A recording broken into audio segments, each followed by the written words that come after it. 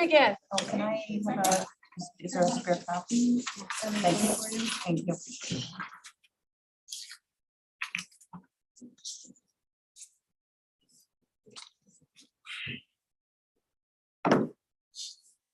What's that? So it's 5:01, I believe, at this moment. Nope, still 5 o'clock. We're lucky. We're right on schedule. Welcome to our emergency school board meeting, Monday, February 28th, 2022, 5 p.m. We'll begin with a call to order, beginning with introductions, starting over here to my left. Jim Lockridge. Diane Potter, Alyssa Tracy, Matt Marshall. Becky Fless. Veronica Babcock. Chris McGlone. Sophie Matthew, Nicole Medore, Ange Pitteroff. Administrative staff. Pat Hopkins, Superintendent. Angela Hardy, Director of Curriculum. Dave Gosti, Director of Operations. Karen Moody, Principal of Warren Richard School. Katie Gould, Principal of Helen Thompson School. Christina O'Neill, Principal of Clifton Randolph Consolidated School. Vicky Newgate, Principal of Burlington Community School. Chad Kempton, High School Principal. And Terry. Gary McGuire, Director of Technology. Okay, great. Thank you.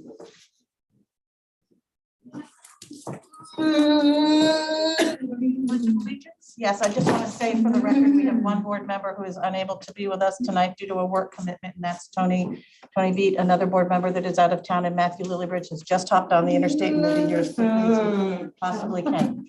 So we'll stand for the Pledge of Allegiance. Pledge allegiance to the flag of the United States of America and to the republic for which it stands, one nation, under God, indivisible, with liberty and justice for all.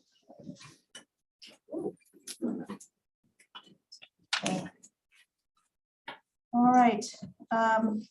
First item on the agenda, it's a very short agenda, is the Health Advisory Committee report and their recommendation. Sure, I actually have a little bit of a summary. I thought I would provide information on the conversation that we had today in depth. And as a reminder, the makeup of the committee, it includes a couple board members, Matt Marshall, Matt Lillibridge, administrators, Chad Kempton, Sarah Sims, Tiffany Cockrell, Angela Hardy, Gabe Dostie, our district nurse, Kristen Martin, another nurse, Christina Baudelaire, a representative of the Teachers Association, Mary Whitten, representative of the Ed Tech Association, Cindy Kropp, and 2 parents, Rachel Fisk and Jessica Rubishkin, and myself. And so the committee reviewed and discussed the updated recommendations that were published on Friday, February 25th from the US CDC, their recommendations for school districts regarding mask wearing. Based on their recommendations, what they are now saying is that it's no longer recommending universal indoor mask wearing in K-12 schools in areas with a low or medium COVID-19 community level. Kennebec County is currently considered a medium risk. It is also no longer requiring people to wear masks on buses or vans operated by public or private school systems. So today, our lead nurse, Kristen Martin, informed the committee that today none of the nurses have experienced large cases of positive COVID cases, unlike their experience that immediately followed the Thanksgiving break and the holiday break. So that's great. That's great news. It was reported that the teacher and the educational associations were not opposed to the lifting of the mask mandate, although I want to be really clear that there are definitely some staff members who have expressed some concern should the board decide to do so. The committee ultimately voted unanimously to recommend that effective immediately to lift the mandatory mask mandate and make it a mask optional mandate throughout the district in all district-owned facilities and on all school-operated transportation. The committee also discussed recommending the following: that during athletic events, we will follow the higher level of protection required by the school districts participating in the activity. We've talked about that before. It may not be an issue. We only have a hockey game coming up. Then we have a break in March with a lot of our athletic events, and then most of our spring sports are outside, so it may not even be an issue. School-sponsored events, activities, masks must be worn if there is a mask guideline at the location being visited, such as like for field trips. If we go someplace, they mandate a mask mandate, we would have to follow. Students attending like CATC, they currently have a mask mandate. So whether you lift the mask mandate here or not, the students who attend CATC will have to follow whatever guidelines are in place in the Augusta School District. The main CDC has not yet updated the standard operating procedure or the SOP, but the latest update did remove all of the barriers that we've talked about here that prevented the Health Advisory Committee from making this recommendation in previous months, such as contact tracing. That's no longer tied to masks. The social distancing requirement is not tied to masks, the deep cleaning, that type of thing.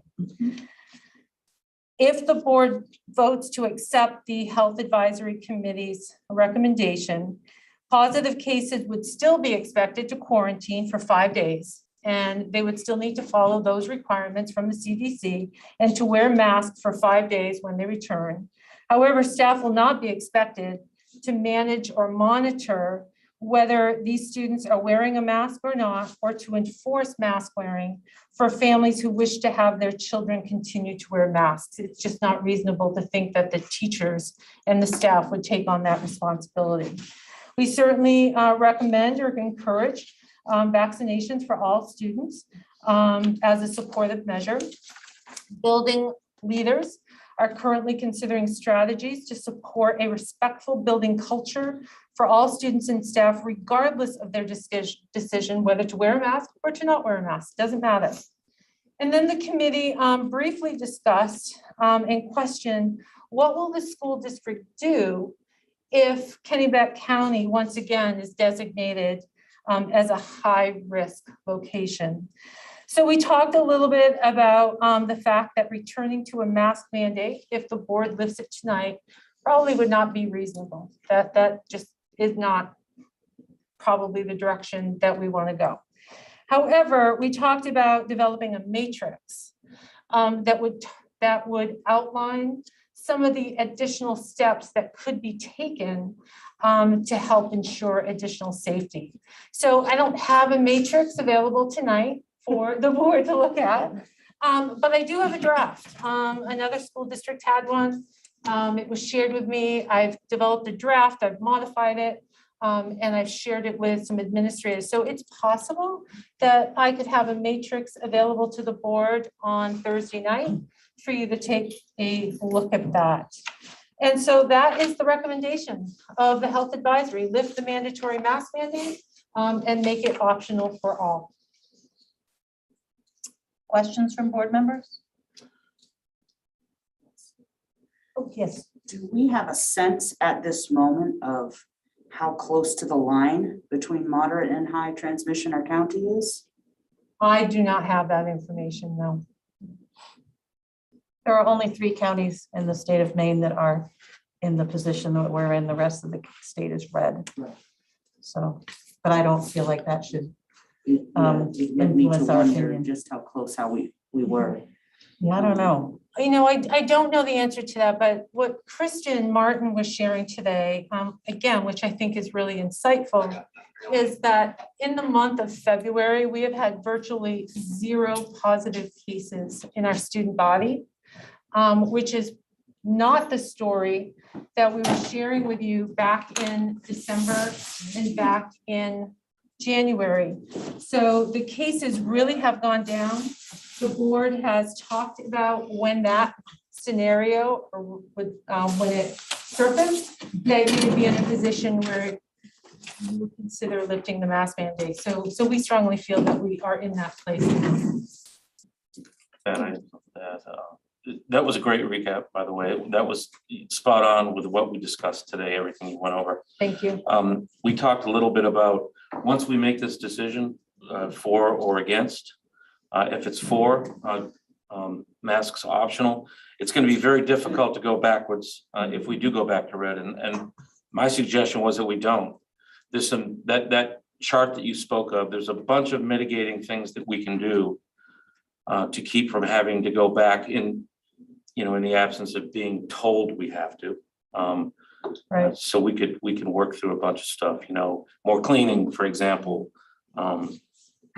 Maybe a little bit more social distancing if we have to, but there's a bunch of stuff. I don't envision us ever going backwards personally, but And since we are this far into it, I would think we're much more prepared to, Right. to put those measures in place. So we wouldn't be learning as we go.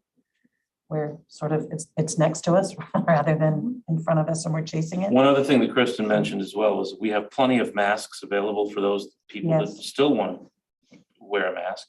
They Yeah. don't have to go out and buy, they can get, when they get to school, they can absolutely grab one. There's plenty for everybody.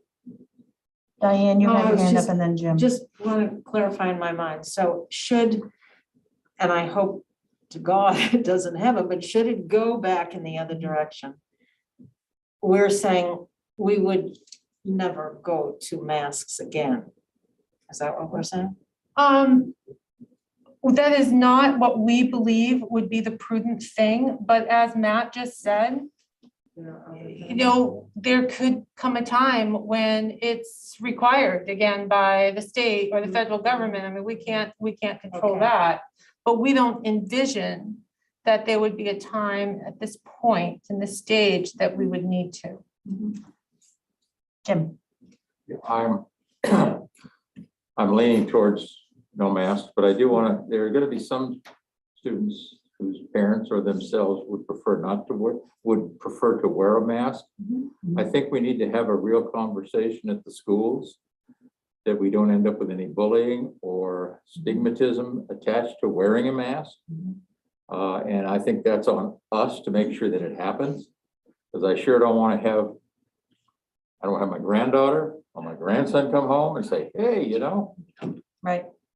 I just don't want it, and it doesn't need to happen. So Jim, just Yeah. to your point, Chad already this morning, I think Chad already sort of teed that discussion up in his morning announcements. I think Chad, you're probably gonna do that again tomorrow if it certainly passes. Okay, good. I just think that's, you're the folks that are on the front line, and we'll have to make those decisions, because it's gonna, all the building principals are going to, there'll be some of that. We all know that a little bit because it's been such a hot topic over the last few months. And once we finally no longer require that, if somebody's wishing to wear a mask, I want to make sure that they have that opportunity and that privilege. Nobody should be, I'm not worried about anybody threatening them. That's not going to happen. But I worry about somebody, Jane's over here in the corner and has a mask on, nobody's even walking near her. That can be a very subtle way of bullying. So anyways, that's all, that's the only concern I have about this whole issue. And I want to make sure that doesn't happen. So, thank you. Part of the reason we followed our process so closely, Jim, and didn't just throw a meeting together over the weekend was just so that our administrators would have the opportunity to have those very conversations. Because a hugely important thing, and we were 2.5 years into this thing, and I realize fully that a lot of kiddos have never seen school without a mask on, and we care about that. However, we also care about our staff and the kids who will continue to wear masks. So we really did need to make certain that our staff was prepared to carry this forward and carry that bullying torch or whatever needs to happen. And that's a huge part of the reason why, along with the CDC guidelines that we're still compliant with, that we are remaining compliant and that we are taking care of every little piece, all the details figured out. Well, it's incumbent upon the parents who have been very much opposed to masking, and that we understand. It's incumbent on them to talk to their children and say, look, we have been successful in what we would like to see happen. But if somebody else wishes to wear a mask, you ought not to have a bad opinion of that person. And that's going to be on the parents. I mentioned that the principals are going to talk about it, but it's, they can't control what these kids hear at home. And they need to understand that we are a free society. That means you can, in this case, we're now able to say, if we're assuming we vote that way, you cannot wear a mask or you cannot wear a mask. And that's your privilege. So, thank you. Thank you, Jen. Yes, Ange. Is it accurate to say that at this point, we have no more concerns about our staff being sick in numbers so that it would threaten the running of any of the schools?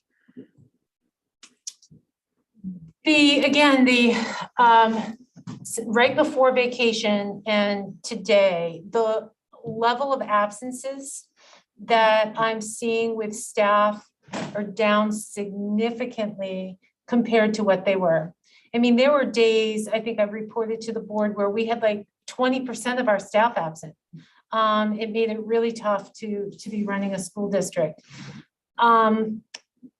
I don't recall what the number was today, but I want to say there was probably no more than 2 positions that we couldn't fill, and it's possible that we filled every one. I didn't really look at it today, but the numbers are extremely low, and the same was true before vacation. We're just not seeing the absences to the same degree, which is wonderful. My hope is that that will continue. Other questions? Matt, it's nice to see you. Glad you got here. All right. Public comment. Can I comment? Yes, you may. My name is Melanie Hickey, and I have a daughter in the middle school. I strongly hope that the mask mandate is lifted. I had looked at the numbers that you on your dashboard, COVID dashboard, and right as of today, there are currently 2 students and 1 staff. February had 39 students total and 8 staff members. January was the big month with 171 students. That's the biggest one, all for the vacation and stuff. My daughter had her birthday this weekend, and I had kids over, and we were heading to the mall, and I said to the kids, maybe soon you won't have to wear a mask. And one of the girls said to me, oh, I don't want to not wear a mask. She goes, I feel ugly underneath. And I hadn't thought of that because this has been their identity. And that made me really sad. She's an 8th grade girl, and we don't realize, because we're not teenagers, we do not realize the impact mentally and psychologically to our kids. So I just pray that you guys do vote based on the numbers. It's looking good. I think total this school year, there have been 82 staff members that have tested positive this entire school year. So, I mean, that's number one. Make sure our staff, obviously, teachers aren't sick, So yeah, I just really, really encourage that. I think it would be good for our kids. I think they need it. Spring's coming. I just think it'd be a good thing for everybody. Thank you. Melanie. Thank you.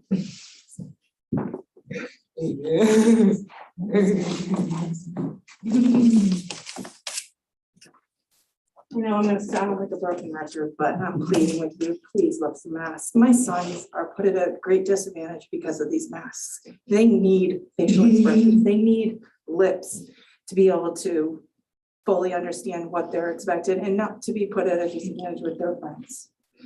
My youngest is only 9, and being hard of hearing is very hard on him. The only time he really feels like he can really play with his friends is when they're outside because they have no masks on. So then he feels like he can really communicate. He sees their facial expressions. And so I just, please lift it. I don't want them to be put at this disadvantage any longer.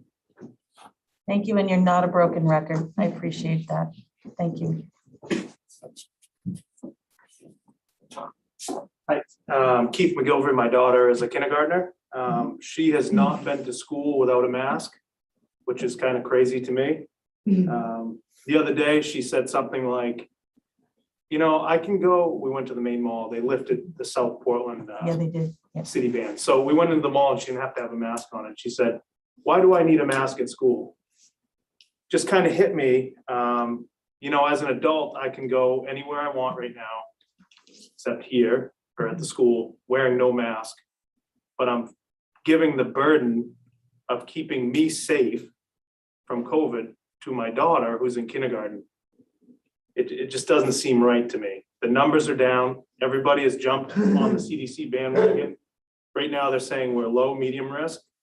it's not required, so I just really hope that we can jump on that. I hope that, I've heard some people talking about, what if we have to go back?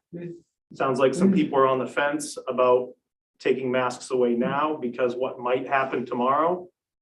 Do we really want to give that message to everybody that we're gonna stay with masks on because we're scared of what might happen tomorrow? We've got a whole generation of kids that are following us and learning. So that's it. Thank you, Keith, very much. And I want to be really clear to the public, what we said we would do and why we're having an emergency meeting tonight is because we said we would follow the guidelines. And as soon as the guidelines shifted federally, even though it has not shifted at the state level, we did this as quickly as we could. And I realized for some of our public, it wasn't quick enough, but we said we would follow a process, which we are continuing to do. And the guidelines have changed. And as we said we would do, we are absolutely willing to continue to follow those guidelines wherever they lead us. And it is not anyone's wish here that once we peel off the masks, that we would go back to that.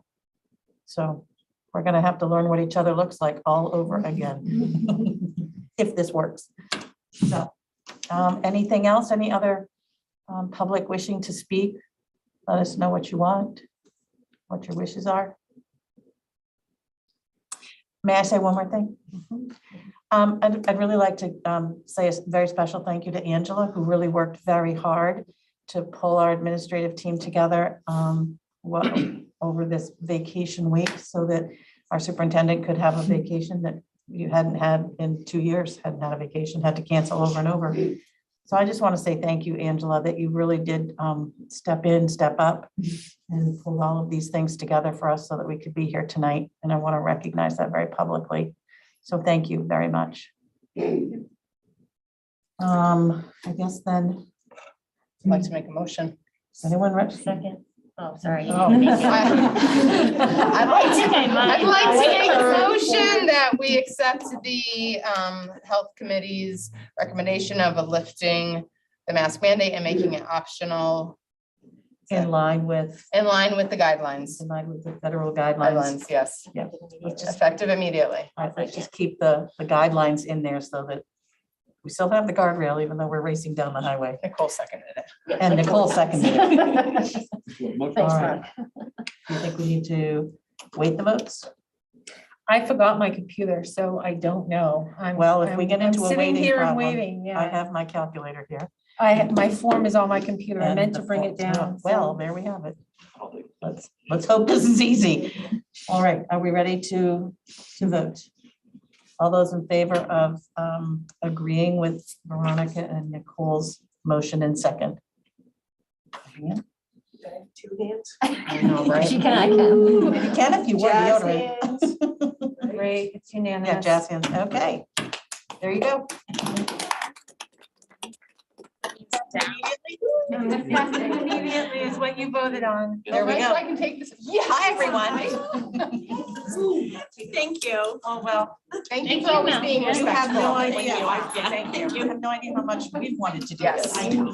Thank you so much. Not the monsters wear. Thank me. you. Oh. You get up and go now. It's all over. Thank you so much. You're welcome. Thank you. Yes, we're adjourned. We're adjourned 5:20. Totally. Thank you, Erica. Bye. Send me those items all day long.